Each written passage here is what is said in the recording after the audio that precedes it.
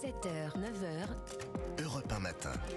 Bon réveil sur Europe 1, il est 7h12. Dimitri Pavlenko, vous recevez la directrice centrale des CRS. Bonjour Pascal Regnault-Dubois. Bonjour. Bienvenue sur Europe 1, directrice centrale en effet des compagnies républicaines de sécurité, les CRS, c'est-à-dire le corps de la police nationale spécialisé dans le maintien de l'ordre. Ils étaient en première ligne hier, les CRS, face aux casseurs, comme d'ailleurs dans chaque manifestation, depuis le début du mouvement contre les retraites. On a vu des affrontements extrêmement intenses hier à Lyon, à Nantes, à Paris, dès le début du cortège dans la capitale. Et on compte ce matin, Pascal Regnault-Dubois, 108 policiers et gendarmes blessés. Quelle est la part des CRS dans ce bilan absolument déplorable, Alors, comme vous l'avez dit, effectivement, les CRS fortement engagés hier pour cette journée qui normalement était la manifestation 1er mai, mais que nous on a qualifié de journée nationale d'action.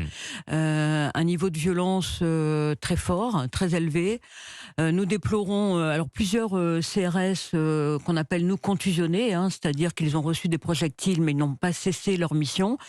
Et nous avons eu 11 fonctionnaires conduits en milieu hospitalier. Oui. Et fort heureusement, ils sont tous sortis cette nuit. Ouais, on a vu notamment les images de ce groupe de policiers visés par un jet de cocktail Molotov et l'un d'eux très gravement brûlé. Est-ce que vous pouvez nous avez des nouvelles, Pascal Regnault-Dubois? D'abord, s'agissait-il d'un CRS justement? Parce que c'est vrai, on ne fait pas forcément la distinction.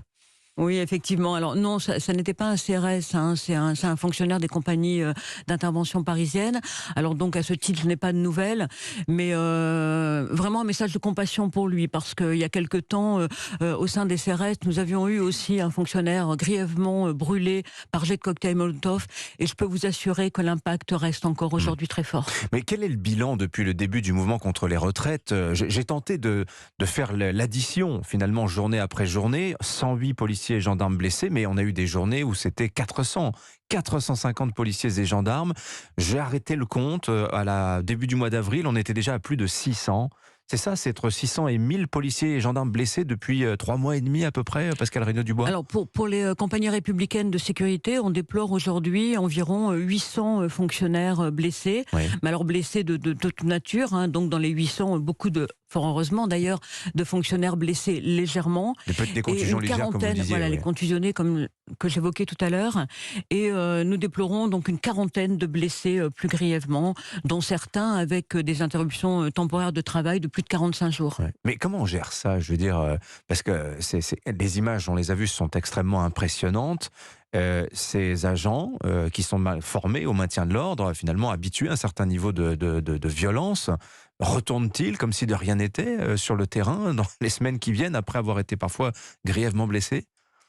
Alors oui, les compagnies républicaines de sécurité ont un niveau de formation tout à fait adapté pour faire face justement à ce type d'événement.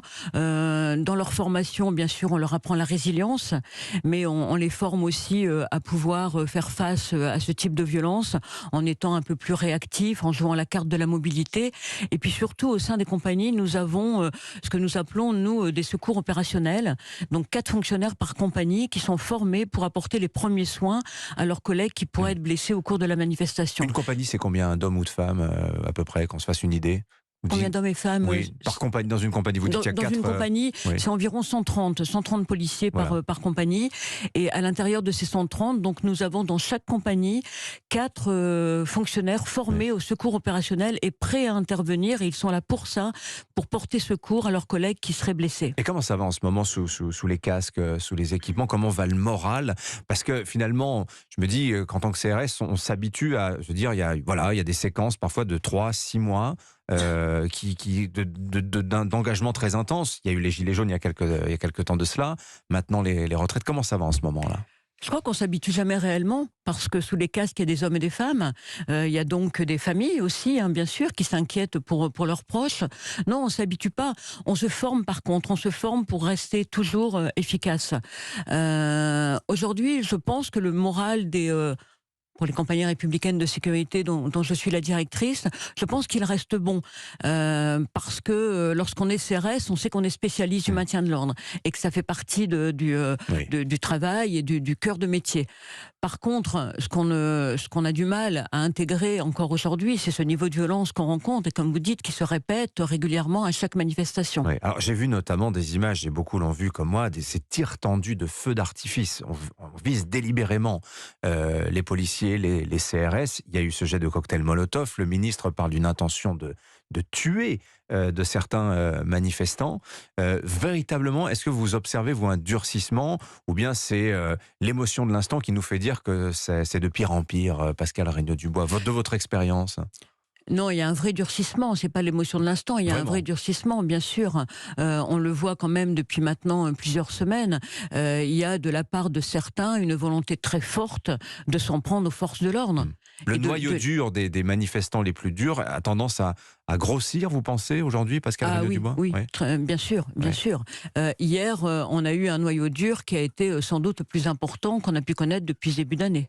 De l'ordre, je crois que c'était à peu près 2000 personnes qui étaient dans le fait pour Paris et 800 à peu près au niveau. Et 800 en province. On a vu aussi de nouveau des casses de magasins, des pillages, scènes qu'on ne voyait plus ces derniers temps. Disons aussi, Pascale Regnault-Dubois, que tous les CRS blessés ne reviennent pas sur le théâtre des opérations, ne reviennent pas sur le terrain. Certains, ils laissent vraiment des plumes aujourd'hui. Comment ça se passe pour eux? Alors, on a mis en place un système au sein de la police pour avoir un soutien envers nos policiers blessés.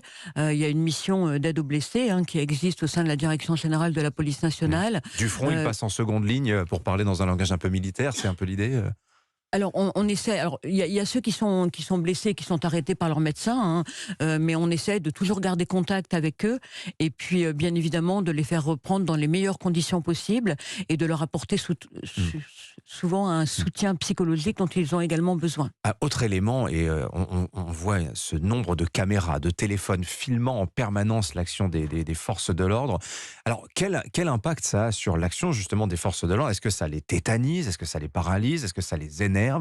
Et puis, toujours cette question qu'on se pose, mais comment se fait-il qu'on n'arrive pas toujours à identifier les auteurs des violences visant les forces de l'ordre, en dépit du nombre absolument dingue de caméras sur certaines scènes? Par exemple, les auteurs du jet de cocktail Molotov, hier, on ne sait toujours pas qui c'est ce matin, ils n'ont pas été interpellés. Or, il faut laisser le temps judiciaire est un peu plus long que le temps d'ordre public. Je pense qu'il faut laisser du temps aux enquêteurs pour pouvoir identifier de manière formelle celui qui est l'auteur du jet de cocktail Molotov. Et moi, j'ai toute confiance dans l'autorité judiciaire pour suivre ces affaires. Alors après, vous parliez du nombre de caméras sur place. Il faut, pour les policiers intervenants, pouvoir traiter les journalistes, les pseudo-journalistes. Et c'est, je vous la cache pas, extrêmement compliqué. Maintenant, on leur apprend de travailler avec ça, on leur explique qu'ils sont filmés en permanence, eux-mêmes filment, puisque comme vous le savez, ils sont maintenant dotés de caméras piétons, ils filment également en permanence leur action, pour se protéger aussi, parce qu'ils sont souvent injustement mis en cause, donc il est important qu'ils puissent se protéger, mais c'est vrai que c'est extrêmement compliqué. Merci Pascale Regnault-Dubois d'être venue nous voir ce matin sur Europe 1. Je rappelle que vous êtes la directrice centrale des compagnies républicaines de sécurité, les CRS. Merci à vous, bonne journée. Merci.